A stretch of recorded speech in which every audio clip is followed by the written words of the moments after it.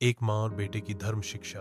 गांव के किनारे एक छोटा सा घर था जहां माँ गौरी देवी अपने बेटे अंशु के साथ रहती थीं।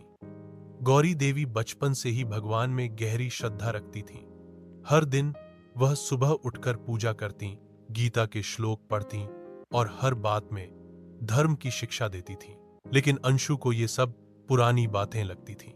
वह कहता, माँ, अब जमाना बदल गया है, इन सब चीजों से कुछ नहीं होता। माँ मुस्कुराती और कहती, बेटा, धर्म केवल पूजा नहीं, वह जीवन जीने की कला है। यह तुम्हें तब समझ आएगा जब जीवन परीक्षा लेगा। एक दिन अंशु का एक बहुत बड़ा प्रोजेक्ट फेल हो गया। दोस्तों ने साथ छोड़ दिया और उसे बहुत निराशा हुई। वह हताश होकर माँ के पास आया और बोला, माँ, अब मुझे समझ नहीं आता, सब कुछ होते हुए भी मैं इतना अकेला और टूटा क्यों महसूस करता हूँ। माँ ने धीरे से एक दीपक जलाया, उसे पास बैठाया और कहा, बेटा, यह दीपक तेल से नहीं, श्रद्धा से जलता है। जब तक दीपक में तेल है तब तक वह अंधकार से लड़ता है।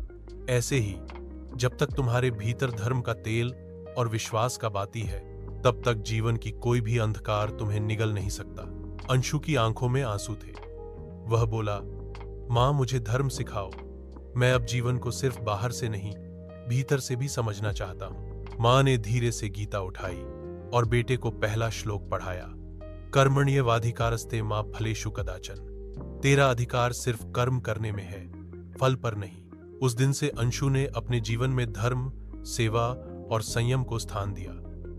अब वह न केवल सफल हुआ बल्कि शांत और स्थिर भी बन गया। सीख, धर्म कोई रूढ़ि नहीं बल्कि जीवन की ज्योति है। माँ की गोद से मिली शिक्षा ही जीवन के सबसे कठिन अंधकार में दीपक बनती है।